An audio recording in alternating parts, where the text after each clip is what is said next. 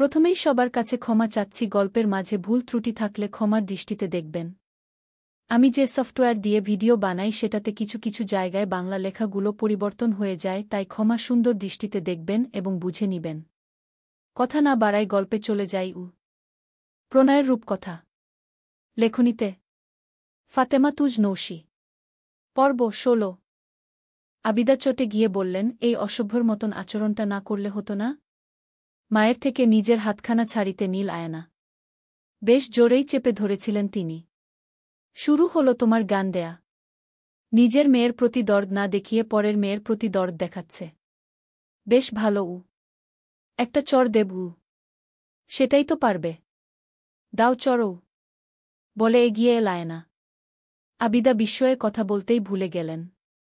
আমার সহ্য হয় না কাউকে। ওদেরকে আমি জানি না কি করব। কি করবে? বলে মেয়ের বাহু টেনে ধরলেন আবিদা। আয়না বিরক্তি ভাব নিয়ে বলল, হাত ধরে টানাটানি করছো কেন? তোমাকে আসলেই চর দেওয়া উচিত আয়না। গতকাল কণাকে শিক্ষা নিয়ে বলেছিলাম। আজ দেখি তোমারই শিক্ষা নেই। উফ মা, বিরক্ত লাগছে। লাগুক। একটা কথা শুনে রাখো, এই রকম কাজ আর যেন না দেখি।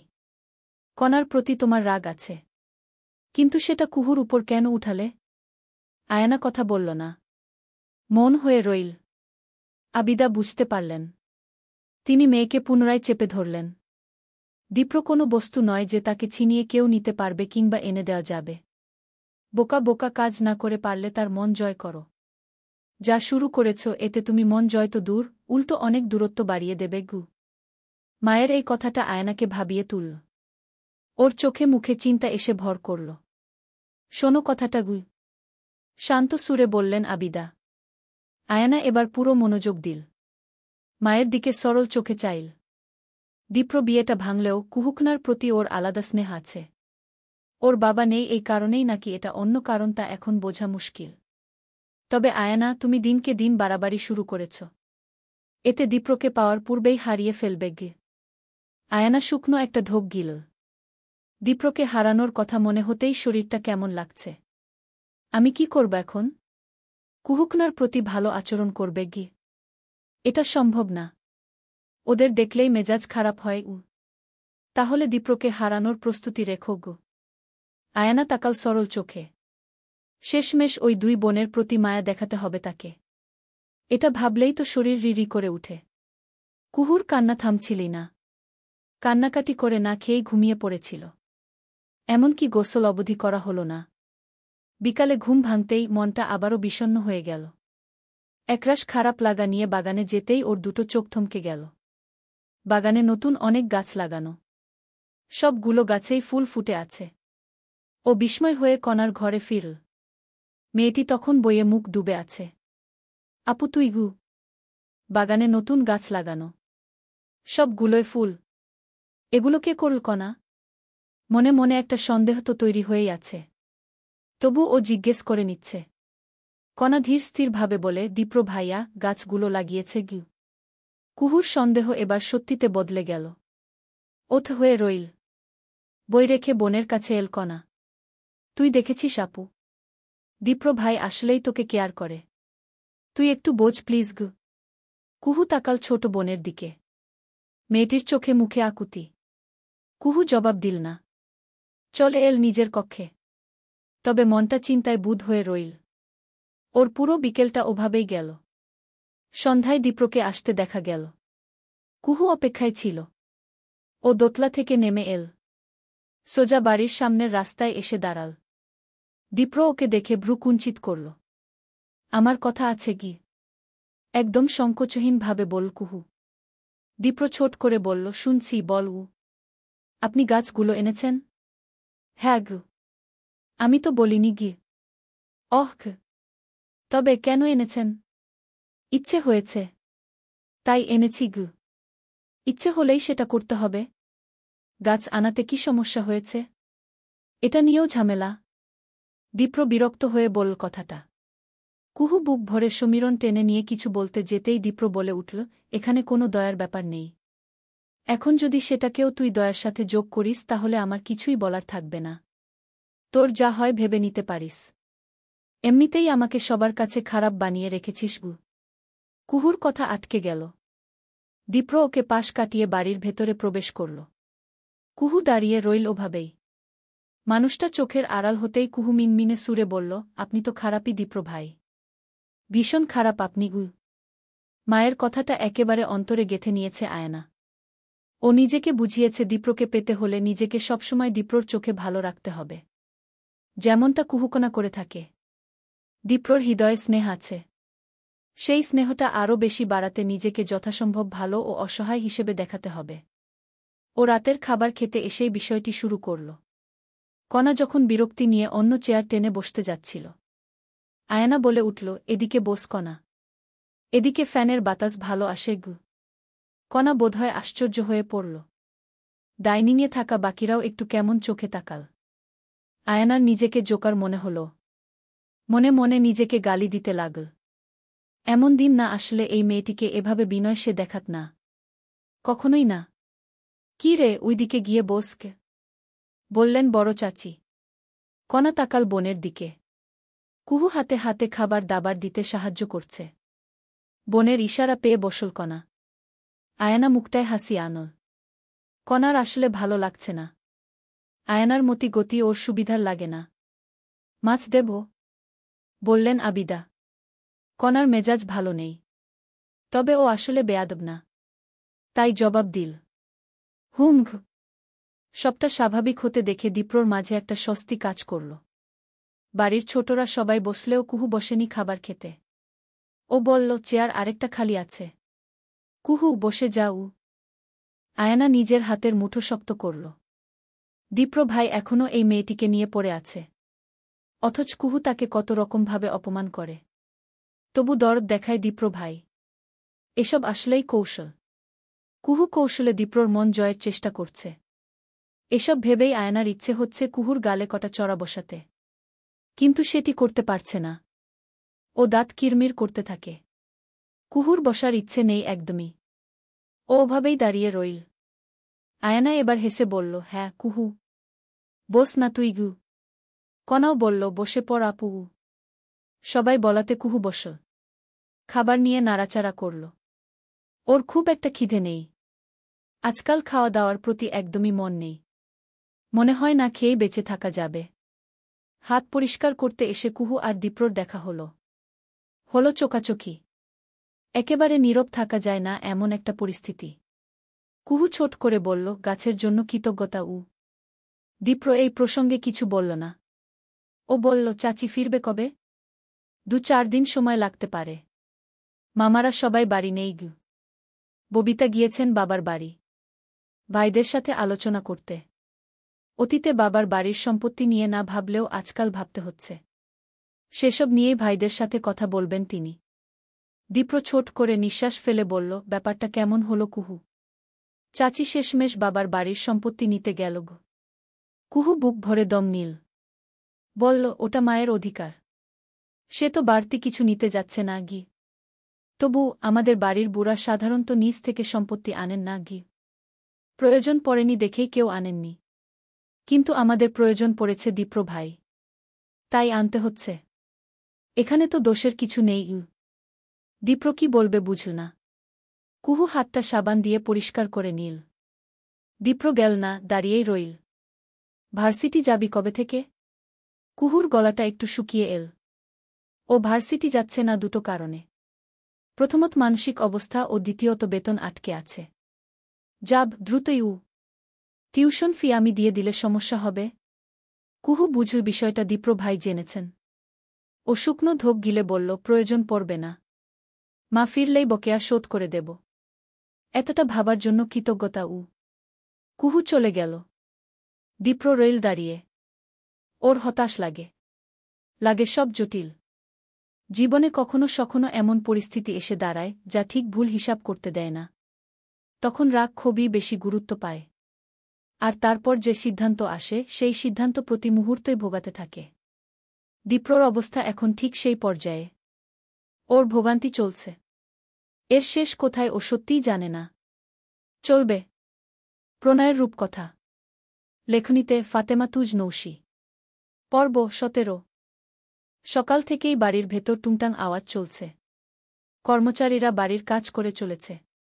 বেশ ভালোই এগিয়েছে। সব কাজ শেষ হলে বাড়িটা আবার রং করা হবে। কুহু খুব একটা খেয়াল করতে পারে না, এই বাড়িটায় যখন রং ছিল তখন কেমন দেখতে লাগত। ওর মনে পড়ে না ওসব। শুধু মনে পড়ে রংচটা বাড়িটার কথা, যেখানে বাবার ছায়ে বেড়ে ওঠা। আবারও বাবার কথা স্মরণ হওয়াতে কুহুর মনটা বিষণ্ণতায় ভরে উঠল। ও চলে যেতে নিচ্ছিল। অমন সময় অদূর থেকে আয়নার ডাক। শোনো রে কুহু। কুহু দাঁড়িয়ে গেল। আয়না এলপা চালিয়ে। মেয়েটির মুখে কিছু একটা লাগানো। সম্ভবত রূপচর্চার জন্যই লাগিয়েছে। পার্লারে যাবি? কুহু ছোট করে বলল, আমি তো যাই না গি। সে কি রে? স্কিন কেয়ার করিস না? সেভাবে কিছু দেয়া হয় না আয়না পুগু। অহ, যাক, সেটা ব্যাপার না। আমার সাথে যাস তাহলে। কুহু একবার ভাবল না করবে। আবার ভাবল আয়নাপু যখন ভালোভাবে বলছে তো হ্যাঁ করাই যায়। ও হ্যাঁ করল। আয়নাপা বাড়াল। বল দুপুরের খাবার খেয়েই যাবে। এই ঘটনা যখন কণাকে জানানো হলো তখন কণা বড় বড় চোখ করে তাকাল। এভাবে তাকাচ্ছিস কেন? তুই ওই ডাইনির সাথে যাবি আপু? কণা, এভাবে বলিস কেন? আর কিভাবে বলবো? শোনো আপু, এই আয়নাপুকে আমার সহ্য হয় না। তুই খুব বোকা। রাত্রিপুর ও আসার নাম নেই। কবে আসবে? ভালো লাগে না। মা ও আসে না আগে। বলে বিছানায় বসল কণা। কুহুর হাতে জামাকাপড় শুকাতে দিয়েছিল ছাদে। শেষবি নিয়ে ফিরেছে। কেউ ভালো ব্যবহার করলে তার সাথেও একই আচরণ করতে হয় কণাগু। তাই?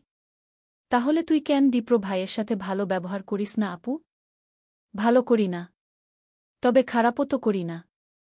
ওনার সাথে আমার সেই সম্পর্কটাই নেই গি। কণা কিছু বলে না। কুহু জামাকাপড়গুলো কাবারে তুলে রাখে। এসে বসে ছোট বোনের পাশে। কণা, তুই আয়নাপুকে পছন্দ করিস না, তাই তোর কাছে এমন লাগে গু। কে জানে। কিন্তু তুই কিন্তু সাবধানে থাকবি গু। আচ্ছা থাকবু, বলে ছোট বোনকে আশ্বস্ত করল কুহু। এরই মধ্যে দরজায় এসে উকি দিল কুঞ্জ। বাচ্চাটিকে দেখে কণার অধরে হাসি এল। এদিকে আয় বলে ডাকতেই ছুটে এল কুঞ্জ। একদম কণার পাশে এসে বসল। ওকে এক হাতে জড়িয়ে ধরল কণা। কি ব্যাপার তোর? আজকাল দেখাই যায় না আগে। আমি তো আসতে চাই কণাপু, কিন্তু আয়নাপুর জন্য ভয় হয় গু। কেন? তোকে আসতে মানা করে নাকি? ঠিক তা না। কিন্তু, বলে থামে কুঞ্জ। ওর মনটা সরল, তাই মনে যা এসেছে বলে দিয়েছে। কণার সাথে চোখাচোখি হয় কুহুর। কণা ইশারায় বোঝায় আয়না আসলেই বিপজ্জনক। কুহু সেসব পাত্তা দেয় না। আয়নাকে বারবার বলা হলো সে যেন কুহুর সাথে ভালো আচরণ করে। আবিদার কথায় এবার বিরক্ত হল ও। তুমি তো আমার কানের পোকা বের করে দেবে। কতবার এক কথা বলবো? তোকে ভরসা করতে পারছি না। তুই নিজের মধ্যেই নেই গি। বেশ তো, ভরসা করো না গি। আয়না, আবারও বলছি, কোনো ঝামেলা না। তোমার বাবা গতকাল কি বলেছে? কল করে অনেক কিছু বুঝিয়েছেন বাবা। আয়না সেসব শুনেছে, বুঝেছেও। তবু আবিদার ভয় কাটে না। তিনি মেয়েকে ভরসাই করতে পারেন না। ঘর থেকে বের হয়ে আয়না এসে দাঁড়াল দীপ্রর কক্ষের সামনে। সে সেজেছে। তাকে সুন্দর লাগছে। এটা তো দীপ্র ভাইকে দেখানো চাই। ও মুখটায় হাসি এনে দরজায় নক করল। দীপ্র আজ পুরো দিন বাড়িতেই আছে। আসব দাদাভাই। আয়না। দরজাটা হালকা খুলে আয়না ঠোঁট প্রসারিত করে হাসল। দীপ্রর কাজ সারাক্ষণ ল্যাপটপে। যেহেতু তার নিজস্ব ব্যবসা বিদেশের মাটিতে, তাই অনলাইনেই কাজগুলো করতে হচ্ছে। বাকি সময়টা সে কাটায় গ্রামে ঘুরে। আয়নাকে একবার দেখে নিয়ে দীপ্র বলল, কোথাও যাচ্ছিস? হ্যাঁ, পার্লারে যাচ্ছি। তোমার সাথে দেখা করতে এলাম গু। আচ্ছা, সাবধানে গু। হুম। তোমার কিছু লাগবে? না। কি লাগবে? এমনি বলার জন্য বল আয়না। ও আসলে কথা বাড়ানোর সুযোগ খুঁজে চলেছে। না মানে কিছু যদি লাগতও। না না, তেমন কিছু। বলতে গিয়ে ওর চোখ গেল দরজার দিকে। কুহু করিডোর দিয়ে চলছে। দীপ্র ডেকে ওঠল। কুহু। আয়ানা তাকাল পেছন দিকে। কুহুর পাও থেমে গিয়েছে। ও জবাব দিতে চাচ্ছে না। তবু সবটা স্বাভাবিক দেখাতে ও বলল, জি। কোথাও যাচ্ছিস নাকি? দরজার কাছ থেকেই কুহু বলল, জি। আয়ানাপুর সাথে যাবু। আয়ানার মুখটা একটু অন্ধকার। ও তবু সেটা সরিয়ে ফেলার প্রয়াস করে বলে, হ্যাঁ হ্যাঁ, ও আমার সাথেই যাচ্ছে গিউ। চাচি আসবেন কবে? পাল্টা প্রশ্ন করে দীপ্র। কুহু এবার পুরো দৃষ্টি মেলে চায়। কদিন সময় লাগতে পারে গি? কদিন ভার্সিটি যাবি না তাহলে? জি যাব। কাল থেকেই যাবু। সত্যি বলতে যাওয়ার মতন পরিস্থিতি তার নেই। তবু মিথ্যেটা বলল সে। দীপ্র আয়নার দিকে দৃষ্টি ফেরাল। সাবধানে, দুজনকেই সন্ধ্যার আগে বাড়ি দেখতে চাই। মনে থাকবে? আয়না মাথা নাড়িয়ে বলল, মনে থাকবে গু। শেষ পর্যায়ে আয়নার মুখটায় হাসি এল। ও বের হল একরাশ খুশি নিয়ে। কুহু অবশ্য চুপ। সে নিজের মতন হেঁটে চলেছে। ওরা দুজন চলে যেতেই দীপ্র ল্যাপটপখানা রেখে দিল। তাকে উদাসীন লাগছে। মনটা ভালো নেই। যেতে যেতে আয়না বলল, একটা বিষয় ভালোই হয়েছে গি। কি? দীপ্র, ভাই আর তোর বিয়েটা হলো না যে গি? কুহু ছোট করে বলে, গ। দেখ কুহু, যা হয় ভালোই কিন্তু হয়। হয় না? হ্যাঁ হয়। বাট তুই কি কোনো ভাবে দীপ্র ভাইকে পছন্দ করিস নাকি? এ কথায় কুহু তাকায় আয়নার দিকে। আয়না তখনও প্রশ্ন নিয়ে চেয়ে। কি রে? পছন্দ করিস নাকি? হুট করে এসব কেন জিজ্ঞেস করছো আয়নাপু? আসলে কুহু, বিষয়টা তোর জানা দরকার। কুহু তাকিয়ে থাকে। আয়না একটু চোখ মুখ শক্ত করে। বলে, তুই হয়তো জানিস না। বা বুঝিস নি। কি? দীপ্র ভাই আর আমি একে অপরের উপর সফট। আমরা পছন্দ করি একে অপরকে গে। কুহুর এই স্বাভাবিক আচরণ আয়নাকে একটু দ্বিধায় ফেল। ও কুহুর দুবাহু ধরে বলল, তুই কি ওনাকে পছন্দ করিস? না। পছন্দ করতে কেন যাব? যাক ভালো। কুহু, তুই আমার ছোট বোন। তাই তোকে বললাম। আমরা আসলেই একে অপরকে পছন্দ করি। তুই কিন্তু এখনই কাউকে বলতে যাস না। না হলে আরেক ঝামেলা হবে গে। বলব না। তুমি চিন্তা করো না গে। বলে চোখ বন্ধ করে কুহু। আয়না মনে মনে খুশি হয়। কুহু হয়তো বিশ্বাস করে নিয়েছে। না নিলেও সমস্যা নেই। সে তো নিজের অনুভূতির বিষয়ে সচেতন করেই দিল। তবু যদি কুহু কিছু করতে চায়, তবে অবশ্যই এর জন্য ভুগতে হবে। ফিরতে গিয়ে লেট হল। গ্রামে আজকাল বেশ সমস্যা দেখা দিচ্ছে। রাজনীতি নিয়ে যত সব ঝামেলা। কুহু বারবার বলেছিল একটু দ্রুত করতে। আয়নাই লেট করল। এখন দেখা গেল গাড়ি পাওয়া যাচ্ছে না। আয়না আসলে ইচ্ছে করেই লেটটা করেছে। ও কল করল দীপ্রর নাম্বারে। দীপ্র তখন বাহিরেই ছিল। আয়না একটু কাঁদো কাঁদো হয়ে বলল, দাদা ভাই, তুমি কি আমাদের নিতে আসতে পারবে? আসলে কুহুর জন্য লেট করে ফেলেছি। এখন মোড়ের রাস্তা দিয়ে যেতে ভয় হচ্ছে। গাড়িও নেই গ। ইচ্ছে করেই কুহুর ঘাড়ে দোষ চাপাল আয়না। কুহু একটু দূরে দাঁড়িয়ে। কথা শেষ করে আয়না বলল, দীপ্র দাদাভাই আসছে। দেখলি তো, আমার প্রতি তার ভালোবাসা ঠিকই আছে গি। কুহু কিছুই বলল না। শুধু একটু হাসার চেষ্টা দেখাল। আয়না আরও একবার খুশি হল। কুহুর সামনে দীপ্রকে নিয়ে কথা বলতে বেশ মজা লাগছে ওর। ও আরও একটু জ্বালাতে চাচ্ছিল। তবে কুহুর চোখে মুখে জ্বালা পোড়া নেই। কেমন সবটা স্বাভাবিক। তাই খুব একটা সুবিধা করতে পারল না। দীপ্র এল প্রায় ২০ মিনিট পর। হেঁটে আসতে হয়েছে তাকে। এই সড়কে বড় গাড়ি নিয়ে চলা মুশকিল।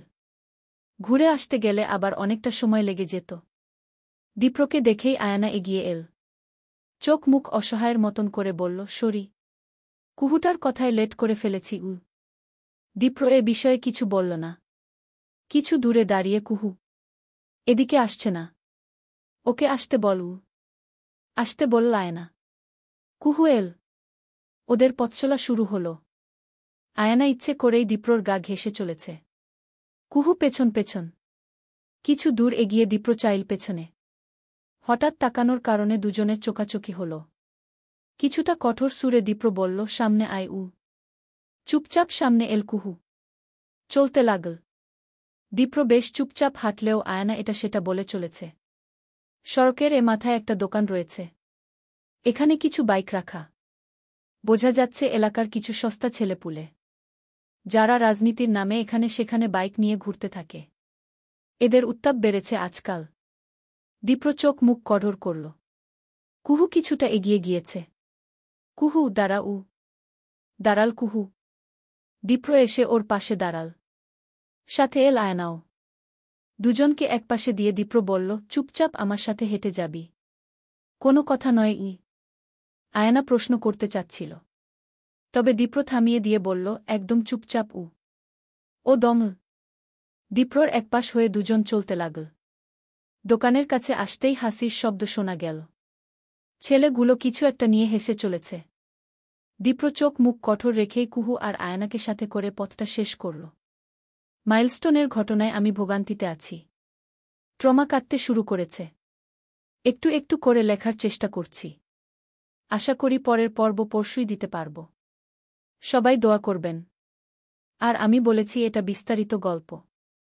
প্রতিটা ঘটনা বর্ণনা করব আমি। মনে হতে পারে স্লো। আমি তাদের বলব ধৈর্য রাখেন। সব আজকেই জেনে গেলে সেটা তো আর বিস্তারিত কিছু থাকল না। চলবে। প্রণয়ের রূপকথা। লেখনীতে ফাতেমা তুজ নৌশি। পর্ব 18। দীপ্রর চক্করে পড়ে কুহুকে আজ বের হতে হল। ও বলেছে ভার্সিটি যাবে। গ্রাম থেকে মোটামুটি কয়েক ঘন্টা বাস জার্নি করে যেতে হয় ভার্সিটি। রাস্তায় গিয়ে একবার ভেবেছিল এদিক সেদিক ঘুরে টুরে চলে আসবে। আবার ভাবল ক্লাস করবে না। তবে ভার্সিটি থেকেই তো ঘুরে আসা যায়। ও আসবে শুনে লাবিবা নিজেও ক্লাস করবে না বলে জানিয়েছে। ভোরবেলায় ওঠে হালকা পাতলা খেয়েই বের হয়ে গিয়েছে কুহু। বাসে বসেছিল জানালার সিট ধরে। গ্রামের রাস্তা পেরিয়ে ধীরে ধীরে ইট পাথরের শহরটায় বাস পৌঁছাল। শুরু হলো জ্যাম। এই সকাল বেলাতেও শহরের রাস্তাগুলো জ্যামে গমগম করে। অফিস টাইমে তো দম নেওয়ার ও সুযোগ হয় না। কিছু সময়ের জ্যাম পেরিয়ে বাস পুনরায় চলতে লাগল। কুহুর ফোনটা বাজল ঠিক তখনই। কণা কল করেছে। হ্যাঁ কণা, তুই চলে গিয়েছিস আপু? হুম। ঘুমেছিলি? ডাকলাম না আর? ডাকবি না একবার? বাড়িতে কেমন লাগছে? মা নেই। তোকেও দেখলাম না। আমার সব খালি খালি লাগে রেগি। মন খারাপের একটা কণ্ঠ বেজে উঠল। কুহু বুঝল ওর মনের অবস্থা। একটু সময় নিয়ে বলল, মন খারাপ করিস না। আর তোর খালি খালি কেন লাগছে? বাড়িতে তো তোর পছন্দের মানুষ আছে গি। পছন্দের মানুষ বলতে দীপ্রকেই বুঝিয়েছে কুহু। কণা সেটা বুঝল।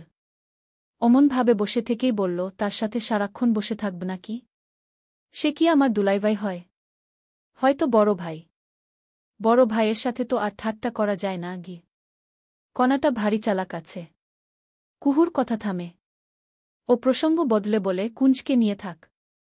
দাদিজানের কাছে গিয়ে বসতে পারিস। সেদিন বলছিল কণাটা আজকাল দেখাই করে না। ঘুরে আয় গিয়ে খে। আচ্ছা, তুই সাবধানে যাস গু। বলেই কল কাটল কণা। কুহু কয়েক সেকেন্ড মুঠোফোনের দিকে চেয়ে রইল। তারপর ছোট করে নিঃশ্বাস ফেলে ব্যস্ত রাস্তাটার দিকে চাইল। দাদিজানের ঘরে গিয়ে দেখা গেল আগে থেকেই সেখানে একজন উপস্থিত। আর সে হল আয়না। এমনিতে আয়না এ বাড়ির কাউকেই পছন্দ করে না। এমনকি দাদিজানের সাথে দেখা করতেও চাইত না। আজ এভাবে বসে আছে, তাও এই সকাল সকাল। কণার ভ্রু কুঞ্চিত হয়ে রইল। মেয়েটিকে দাঁড়িয়ে থাকতে দেখে দাদিজান বললেন, ওখানে দাঁড়ায় আছিস কেন? এদিকে আয়। আজকাল তো তোকে পাওয়াই যায় না আগে। কণা শুকনো মুখে দাদিজানের কাছে এসে দাঁড়াল। তবে বসল না। দাদিজান বসতে বললেও বসল না। কি খবর তোর? মন খারাপ নাকি? মন খারাপ কেন হবে বুড়ি? তাহলে সারাদিনে একবারও আসার সময় হয় না যে? ইচ্ছে করেই আসি না। এখন তো তোমায় দেখার মানুষের অভাব নেই গু। সামান্য খোঁচা দেয়ার চেষ্টা করল কণা। আয়না সেটা বুঝতে পেরেও গিলে নিল। মুখটায় হাসি রেখেই বলল, কণা বস না। দাঁড়িয়ে আছিস কেন? বসব না বলে থম ধরে রইল কণা। দাদিজান বললেন, বস বস। তোদের দুজনের সাথে কথা বলি। বুড়ি মানুষের বড় যন্ত্রণা। কেউ কথা বলার নেই। কুহু কোথায় রে? কুহু, এই কুহু। ডেকে উঠলেন বৃদ্ধা। কণা দাঁড়িয়ে থেকেই বলল, আপু ভার্সিটিতে গিয়েছে গি। ভার্সিটিতে গিয়েছে? কথাটা বলল আয়না। কণা মুখটা অমন শুকনো রেখেই বলল, হুম। আয়নার ভালো লাগল না। কুহু অনেক দিন ধরেই ক্লাসে যায় না। অথচ দীপ্র এক বলাতেই চলে গেল। ও ঠোঁট কামড়ে রইল। কুহুটা বড় শেয়ানা। তাকে সহজভাবে নেয়া ঠিক হবে না। শায়েরকে আসতে দেখে কুহু প্রায় চিবিয়ে চিবিয়ে বলল, তুই ওকে জানালি কেন? দোস্ত, রাগ করিস না। জানাতে চাইনি। ও এমনভাবে জানতে চাইছিল যে। ও জানতে চাইল আর তুই ও বলে দিলি? আশাই ভুল হয়েছে আমার গু। বলে চোখ মুখ শক্ত করে ফেল কুহু। লাবিবা ওর হাতটা ধরে বলল, সরি দোস্ত উ। সব সময় সরি বললে হয় না লাবিবা। শায়ের একটা পাগল। সেবার রটাল আমি নাকি ওর সাথে প্রেম করি। ও একটা। কথা শেষ করার আগেই শায়ের এসে দাঁড়াল সামনে। কুহু চোখ মুখ অন্ধকার রাখল। কুহু, ফাইনালি ক্যাম্পাসে এলি তুই গু। বলে এমনভাবে নিঃশ্বাস ফেল যেন এতকাল ধরে দম আটকে রেখেছিল। লাবিবা পরিস্থিতি ঠিক করতে বলল, চল ক্যান্টিনে গিয়ে বসি গু। ওরা গেল ক্যান্টিনে। শায়ের চট করে চায়ের টোকেন নিয়ে চা অর্ডার করল। কুহু বসে আছে মনমরা হয়ে। লাবিবা বলল, আমি চা নিয়ে আসি। তোরা বসকে। বলে সরে পড়ল লাবিবা। কুহু চিবিয়ে চিবিয়ে তাকাল একবার। শায়ের বলল, কুহু, তুই এখনও সেই ব্যাপারটা নিয়ে রাগ করে আছিস? রাগ করাটা স্বাভাবিক না? আই নো স্বাভাবিক। কিন্তু বিষয়টা ইচ্ছেকৃত ছিল না রে। আমি মজা করে বলেছিলাম তুই আমি রিলেশনে। সেটা এক কান করে করে কিভাবে যে ছড়াল। আমি সেটার জন্য সরি উ। কুহু দম ফেল। বলল, আমি তোকে কি বলেছিলাম শায়ের? একটু দূরত্ব রাখু। দূরত্ব তো রেখেছি। আর কিভাবে? তুই কেন আমার বিয়ের দিন গিয়েছিলি তবে? ওটা তো। ওর কথা আটকে গেল। কুহুর ফোনটা বেজে উঠেছে। কণার নাম্বার থেকে কল এসেছে। কুহু রিসিভ করতেই ওপাশ থেকে কণার ভয়ার্ত কণ্ঠ শোনা গেল। আপু, আপু, দাদিজানের শরীর খারাপ করেছে। খুব খারাপ করেছে। আমার খুব ভয় হচ্ছে রে। খুব ভয় হচ্ছে গু। কুহু জবাব দিতে পারল না। বসা থেকে দাঁড়িয়ে গেল। এক সেকেন্ড ও সময় নিল না। সামনের পথে এগিয়ে গেল। শায়ের কিছু বলতে নিয়েও বলতে পারল না। দাঁড়িয়ে রইল শুধু। লাবিবা ঠিক তখনই চা নিয়ে ফিরল। কুহুর যাওয়ার পানে তাকিয়ে বলল, ও চলে গেল কেন? আবার কি করেছিস শায়ের? তুই তো আমাকে মহা বিপদে ফেলি দিচ্ছিস। তোর জন্য আমার ফ্রেন্ডশিপ না ভাঙে। বলে একরাশ বিরক্তি প্রকাশ করল লাবিবা। শায়ের কথা বলল না। তাকিয়েই রইল। বোঝার চেষ্টা করল কুহু কেন ওভাবে চলে গেল। দোষটা কি তার? চলবে। প্রণয়ের রূপকথা। লেখনীতে ফাতেমা তুজ নৌশি। পর্ব ১৯। হন্তদন্ত হয়ে বাড়ির ভেতর প্রবেশ করল কুহু। সে যেতে চেয়েছিল হসপিটালে। কিন্তু এতটা দূর থেকে জ্যাম ঠেলে আসতে আসতে দাদিজানকে হসপিটাল থেকে নিয়ে আসা হয়েছে। দাদিজান শুয়ে আছেন। বয়সের ভারে শরীর অসুস্থ হয়ে পড়েছিল। নানান সমস্যায় শরীর এখন মুক্তি পেতে চায়। কুহু এসে একদম পায়ের কাছে বসল। ওর ভেতরটা হুহু করছে। একটু আগেও ঘরভর্তি করে সবাই ছিল। এখন শুধু দীপ্র দাঁড়িয়ে। দাদিজান উ। গলার কাছটা কেমন শুকনো লাগে। কুহুর খুব কান্না পাচ্ছে। পাশ থেকে দীপ্র বলে, ঘুমাচ্ছে। ওষুধ দেয়া হয়েছে। রেস্টে থাকতে হবে ঘি। ঘরে যে জবলজান্ত একটা মানুষ দাঁড়িয়ে। তা এত সময় পর খেয়াল করল ও। কান্নাটা গিলে নিয়ে শুধাল, কি হয়েছিল? বয়সের কারণে যা হয়। নানান সমস্যা। চেকআপ করা হয়েছে। রিপোর্ট সবগুলো আসেনি গি। কুহু বসা থেকে দাঁড়িয়ে পড়ে। পা বাড়াতে গিয়ে মাথাটা কেমন ঘুরে যেতে নেয়। দীপ্র ধরতে যাওয়ার আগেই নিজেকে সামলে নেয় ও। আমি একটু ঘর থেকে আসি। দাদিজানকে একা রাখবেন না গি। অতিরিক্ত চিন্তা ও হন্তদন্ত হয়ে আসার কারণেই শরীরটা বড় ক্লান্ত লাগছে। কুহু দুর্বল পায়ে ঘরে এসে পৌঁছায়। ওখানে আগে থেকেই কণা ছিল। ছিল কুঞ্জ। দুটিতে বসে আছে। কুহুকে দেখেই কণা প্রায় কেঁদে ফেলে। আজকাল ওর খুব ভয় হয়।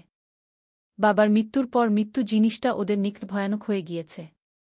কণাকে এক হাতে জড়িয়ে ধরে কুহু। সব ঠিক আছে কণা। সব ঠিক আছে ইউ। কণা কাঁপছে। ও আর আয়না তখন ঘরেই দাদিজানের পাশে বসা। দাদিজান বললেন পানি খাবেন। ঘরে পানি নেই। আয়না পানি আনতে গেল। কণা দাঁড়িয়ে রইল। তারপর হুট করেই বৃদ্ধা কেমন অসুস্থ হয়ে পড়লেন। চোখ দুটো বড় বড় হতেই কণা চিৎকার করে উঠল। ওর চিৎকারে সবাই ছুটে এল। ধরাধরি করে নেয়া হলো হসপিটালে। কণার দেয়া বর্ণাতে শরীর কেঁপে ওঠে কুহুর। বাবাকে হারানোর কথা স্মরণ হয়। কুহু ছুটে গিয়েছিল হসপিটালে। পাগলের মতন গিয়েছিল ও। তবে ততক্ষণে পৃথিবীর মায়া ত্যাগ করেছেন ভদ্রলোক। সেই কথা স্মরণ হলেই কুহুর সবটা এলোমেলো হয়ে যায়। ও শুকনো ধোক গিলে বোনের পিঠে হাত বুলায়। কুঞ্জ চেয়ে রইল। বয়স কম হওয়ার দরুন সে অনেক কিছুই ধরতে পারে না। তাই তার কাজ চেয়ে থাকা। শুধুই চেয়ে থাকা। দীপ্র তখনও বসা ছিল। কুহু না বললেও সে বসেই থাকত। কুহু জামাকাপড় বদলে এসেছে। চোখে মুখে দিয়েছে পানির ঝাপটা। এখন কিছুটা ভালো লাগছে। ও ঘরে এসে বলল, আপনি এখন যেতে পারেন গু। দীপ্র গেল না। এই প্রসঙ্গে কিছু বলল না। দাঁড়িয়ে রইল। কুহু গিয়ে বসল দাদিজানের পাশে। কিছুটা দূর থেকে খটখট আওয়াজ হচ্ছে। বাড়ি মেরামতের। মাথায় এসে লাগছে। কুহু মাথাটা চেপে ধরে বলল, কাজটা দুদিন বন্ধ রাখা যায় না? দাদিজানের অসুবিধা হবে। আমারই মাথা ধরে যাচ্ছে গি। শব্দটা খেয়াল করল দীপ্র। ও ছোট করে বলল, বলে দেবু। তারপর আবারও নীরবতা। কুহু চাচ্ছে দীপ্র চলে যাক। কিন্তু মানুষটা যাচ্ছে না। ওর ভালো লাগছে না। ও দৃষ্টি ফেরাল। আমি দাদিজানের খেয়াল রাখতে পারব গু। জানি উ। আবারও একটা নির্বোধ। কুহু কি বলবে বুঝে না। মন থাকে। খানিক বাদে দীপ্র বলে, দাদিজানের কিছু হলে অনেক কিছুই বদলে যাবে গু। কুহু না তাকিয়েই বলল, এটা তো জানা কথা। সবাই এত স্বার্থপর গু। কুহু বোধহয় এই প্রথম এভাবে বাক্যটা উচ্চারণ করল। দীপ্র চোখ মুখে আধার নিয়ে বলল, চাচিও তাই মনে করেন। কিন্তু এই ক্যাটাগরিতে আমি পড়ব না গে। কুহুর বড় হাসি পেল। তবে ও হাসল না। একজন আগাগোড়ায় স্বার্থপর মানুষ কি না বলে, আমি এই ক্যাটাগরিতে পড়ব না। অনেক সময় ধরে দাদিজানের ঘরের কাছে ঘুরঘুর করছে আয়না। দুজনকে একসাথে দেখে ওর মাথায় আগুন ধরে যাচ্ছে। ও পারছে না কিছু বলতে। সেই জন্যই রাগে গজগজ করতে করতে মায়ের কাছে এল। সবটা শুনে আবিদা মহাবিরক্তিতে বললেন, এমন একটা বিষয় নিয়েও তোমার বাড়াবাড়ি না করলে হয় না? না হয় না। তুমি দুজনের একজনকে বের করে আনো। না হলে আমি ওখানে গিয়ে কিছু একটা করে ফেলব। ভদ্রমহিলা দাঁত কিরমির করতে করতে বের হলেন। শাশুড়ির ঘরে প্রবেশ করে বললেন, কুহু, সেই কখন এসেছিস রে? যা কিছু খাওয়া দাওয়া কর। পরে খাপ চাচি। এটা বললে হয় নাকি? বাড়িতে আপা নেই। তোর মাও নেই। আমি আছি একজন। তোদের খাওয়া দাওয়ার বিষয়টা তো আমাকেই দেখতে হয়। কুহু আরও কিছু বলতে নিচ্ছিল। ঠিক তখনই দীপ্র বলল, কারোই খাওয়া হয়নি। না খেলে দেখা যাবে আবার কেউ অসুস্থ হয়ে পড়েছে। কুহু, সবাইকে নিয়ে খাওয়া দাওয়া করে আয়। কুহু কথাটার গুরুত্ব বুঝল। ও চুপ করে বেরিয়ে গেল। কক্ষের সামনে দাঁড়িয়েছিল আয়না। এই সাধারণ বিষয়টাও ওর ভালো লাগল না। ও ধরে বসল অন্যটা। ওর মনে হতে লাগল মা বলাতে কুহু যেতে চাচ্ছিল না। অথচ দীপ্র বলাতে চলে গেল। আয়নার রাগ কমার বদলে বাড়তে লাগল। মায়ের সাথে দৃষ্টির বিনিময় হতেই ও রেগেমেগে চলে গেল। আবিদা আশ্চর্য হয়ে পড়লেন। এই মেয়েটিকে একদমই বুঝতে পারেন না সে। দুপুরের পর থেকে বাড়িতে একে একে ফিরে এলেন দবির, জেবা ও আনোয়ার। এসেই তারা মায়ের সাথে দেখা করেছেন। সবাই ফিরলেও ফিরতে পারেননি ববিতা। তার কাজটির সমাধান হয়নি এখনো। তিনি কয়েকবার কল করে খোঁজ নিলেন। একটা সময় পর বলে উঠলেন, আমি কালই ফিরে আসব আম্মা। আমি একটু দূরে আসতে না আসতেই আপনি কেমন হয়ে গিয়েছেন গু। বৃদ্ধা হাসলেন। বললেন, কাজ শেষ করে এসো ছোট বউ। আমি ঠিক আছি উ। আপনার জন্য চিন্তায় থাকব আম্মা গু। বলেই কল ছাড়লেন তিনি। বৃদ্ধা ছোট করে নিঃশ্বাস ফেললেন। ববিতার সাথেই দীর্ঘ এত বছরের ওঠা বসা। বাকি বুদের থেকে নারীটিকে অধিক স্নেহ করেন তিনি। অনেক সুখ দুঃখ একসাথে ভাগ করেছেন কিনা। আমি এখন অল্প করে লিখতে পারি। তার উপর আমি চাচ্ছি সবগুলো চরিত্রকে নিয়ে লিখতে। সেই জন্য দ্বিপ্রকুহুর সিনগুলো কম আসছে। তবে বলে রাখি ২-৪ পর্বের মাঝেই একটা বিষয় খোলসা হবে। ধৈর্য রাখবেন প্রিয় মানুষেরা। চলবে। প্রণয়ের রূপকথা। লেখনীতে ফাতেমা তুজ নৌশি। পর্ব ২০। দুদিন গেলেও আসতে পারলেন না ববিতা। কাজ থেমে আছে। দাদিজানের শরীর খারাপের বাহানায় ২ দিন বাড়িতেই ছিল কুহু। সে বরাবরের মতনই দাদিজানের যত্ন নিয়েছে। দীপ্র বলে দিয়েছিল বাড়ির কাজ বন্ধ রাখতে। আজ সকাল থেকে আবার কাজ শুরু হয়েছে। খটখট তার আওয়াজ। কুহুর ভালো লাগে না। ও বেশ বিরক্তির সুরে বলে এই কাজগুলো কবে শেষ হবে। শব্দগুলো মাথার পোকা বের করে নিচ্ছে গি। দাদিজান বললেন আর কিছুদিন। দীপ্র বলল কাজ প্রায় শেষের দিকে। এরপর রং করা হবে। রং করার কথা শুনেই কুহুর মনটা খারাপ হল। সেটা বুঝে বিদ্যা বললেন ও কুহু, চেহারা অমন করলি কেন?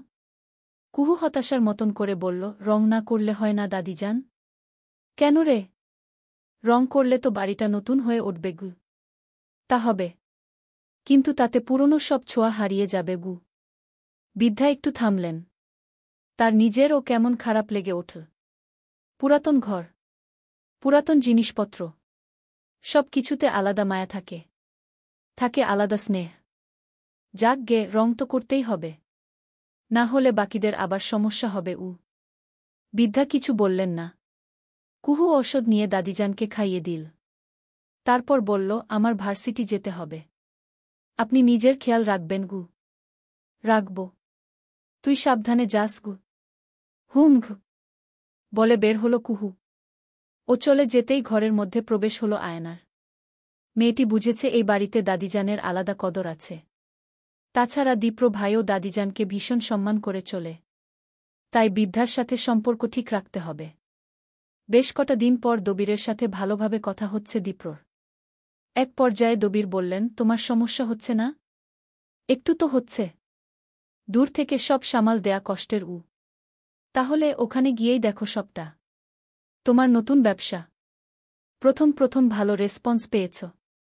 তাই বলে সব সময় কিন্তু তেমন থাকবে না। গুরুত্ব দাও। হুম ঘ বলে মৌন হল দীপ্র। ছেলেকে এক নজর দেখে নিয়ে দবির বললেন তোমার মাথায় কি চলছে দীপ্র? তেমন কিছু না বাবাগু। উহু, তুমি কিছু একটা বলতে চাচ্ছ না? না বলতে চাইলে জোর করব না গি। ভেবেছি ব্যবসাটা আর কন্টিনিউ করব না গি। মানে? দেশেই থাকবু। দবির চুপ হলেন। একটু ভাবলেন। তারপর বললেন এখানে তোমার পিছুটান কি দীপ্র? দীপ্র উত্তর দিল না। দবির চোখ মুখ একই ভঙ্গিতে রেখে বললেন তুমি এখন যথেষ্ট বড়। তোমার সিদ্ধান্ত নেয়ার অধিকার আছে। তাই আমি এখানে মন্তব্য করব না। তবে ভেবেচিন্তে সিদ্ধান্ত নিও। বারবার ভুল করলে সমস্যা গু। হুম, দেখি এখনো সিওর না গু। আসব দীপ্র দাদাভাই। আয়না এসে ঠকঠক করল। দীপ্র আর দবির তাকালেন দরজার দিকে। আয়না হাসি রেখেছে ঠোঁটে। আয়না কি খবর মা? হাতে আবার কি? চা এনেছি বড় চাচ্চু বলে আয়না ভেতরে প্রবেশ করল। অধরে হাসি রেখেই টেবিলে রাখল। দীপ্র বলল আমি তো চা চাইনি গি। তা চাওনি?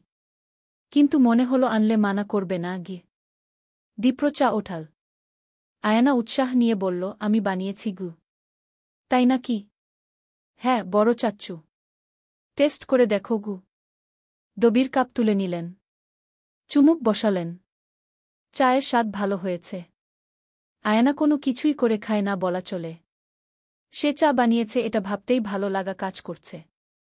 ভালো হয়েছে মা গি। আয়না খুশি হল। একই সাথে দীপ্রর দিকে চাইল। দীপ্র চা কাপে চুমুক বসাতেই ও শুধাল কেমন হয়েছে? ভালো, বেশ ভালো। আয়নার ভেতরে শত শত প্রজাপতি উঠতে লাগল। ওর অধরে হাসি খানা মিশেই রইল। দাদিজানের তো চা খাওয়া নিষেধ। আমি গিয়েছিলাম। টেস্ট করাতে পারলাম না। এটার জন্য খারাপ লাগছে গু। কদিন পর থেকে খেতে পারবেন গু। হুম, একদিনে আমি আরও অনেক কিছু শিখে ফেলব। চাচ্চু আমি যাই। তোমাদের আর বিরক্ত না করি কি? বলে ট্রে খানা ওঠাল আয়না। তারপর দীপ্রর দিকে চেয়ে বলল, আসছি দাদাভাই। আয়না চলে যেতেই দীপ্র একটু স্বাভাবিকভাবে বাবার দিকে চাইল। দবির বললেন, যে কোনো সিদ্ধান্ত ভেবে চিনতে নিও। জিউ। আয়নার মনে হল সে আকাশ জয় করে ফেলেছে। ও খুশি মনে ট্রে নিয়ে নিচে যাচ্ছিল। তখনই দেখল কুহু বের হচ্ছে। ভার্সিটি যাচ্ছিস নাকি? পেছন ফিরল কুহু। প্রচলিত কথায় আছে, যাওয়ার পথে পিছু ডাকা ভালো নয়। যদিও এসব কুসংস্কার, তবে যুগের পর যুগ ধরে চলে আসা কথাগুলো অন্তরে কেমন গেঁথে যায়। কুহু ছোট করে নিঃশ্বাস ফেল। হ্যাঁ, এই সেমিস্টারটা তো এমনিই কেটে গেল। এই ক্লাসগুলো না করলে পরীক্ষা দিতে পারব না গে। তোর সেমিস্টার ফিও তো বাকি গু। হ্যাঁ গু। দীপ্র দাদাভাইয়ের থেকেই নীতি গু। না গি। তাহলে বাবাকে বলবো, যেন ফি দিয়ে দেয়। আয়না আঘাত করতে চাইল নাকি সত্যিই সাহায্য করতে চাইল তা বোঝা মুশকিল। কুহু চাচ্ছিল একটু বসে যেতে, কিন্তু এবার তারা দেখিয়ে বলল, দরকার নেই আয়নাপু, আমি যাই, লেট হচ্ছে গু। কুহু পা বাড়াতেই আয়না তিরস্কারের হাসি হাসল। সেই হাসিটা অদূর থেকে দেখতে পেল কণা। কথায় আছে, যে যারে দেখতে পারে না তার সব খারাপ ওই মানুষের চোখেই পড়ে। তাই হয়তো আয়নার সকল খারাপ গুণ কণার চোখে ধরা পড়ে। সারাদিন ভার্সিটি করে সন্ধ্যার দিকে বাড়ি ফিরছিল কুহু। মোড়ে এসে দীপ্রর সাথে দেখা। দীপ্রও ফিরছিল। এমন জলজান্ত মানুষকে সরাসরি এড়ানো কঠিন। ও না চাইতেও চোকাচোকি হয়ে গেল। অতঃপর দুজন একসঙ্গেই পথ চলতে লাগল। একটু সময় পর দীপ্র শুধাল, এত লেট কেন হল? ক্লাস শেষে প্রিভিয়াস ক্লাসের নোটগুলো করছিলাম গ। বাসায় নিয়ে আসতি গু। বাসায় পড়তে ইচ্ছে করে না ঘি। অহ। পরীক্ষা কবে? সামনের মাসে গু। অহ গ। কথা ফুরালো। দুজনের মাঝে কথা বলার মতন বিষয় নেই আসলে। কেউ আর কোনো কথা না বলে বাড়ির দিকে এল। ভেতরে যাওয়ার পূর্বে কুহু দেখল ফুল গাছগুলোয় ফুল এসেছে। ওর ভালো লাগল। যাক, গাছের যত্ন নিচ্ছিস তবে গু। কুহু তাকাল দীপ্রর দিকে।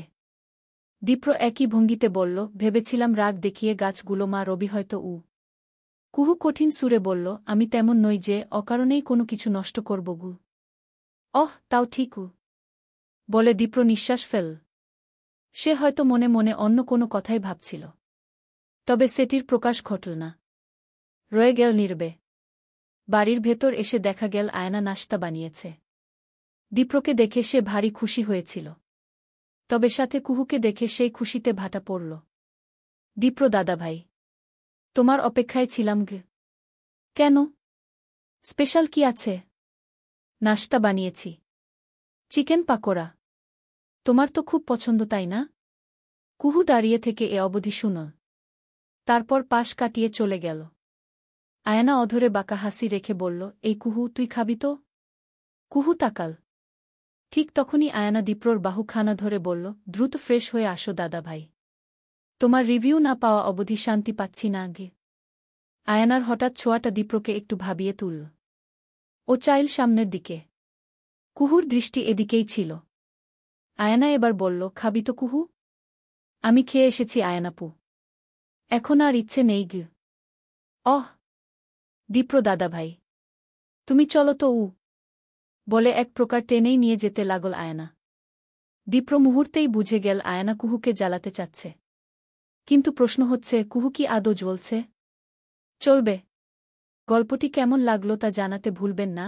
আপনাদের একটি মূল্যবান মন্তব্য আমাকে ভিডিও বানাতে উৎসাহ যোগায়, আর যখন আপনারা একটি গল্প পড়ার পরেও কোনো মন্তব্য করেন না, তখন ভিডিও বানানোর উৎসাহটাই হারিয়ে ফেলি। এতদিন পাশে থাকার জন্য সবাইকে অসংখ্য ধন্যবাদ। সবাই ভালো থাকবেন, সুস্থ থাকবেন। আল্লাহ হাফেজ। খুব তাড়াতাড়ি নতুন কোনো গল্পের ভিডিও নিয়ে হাজির হব।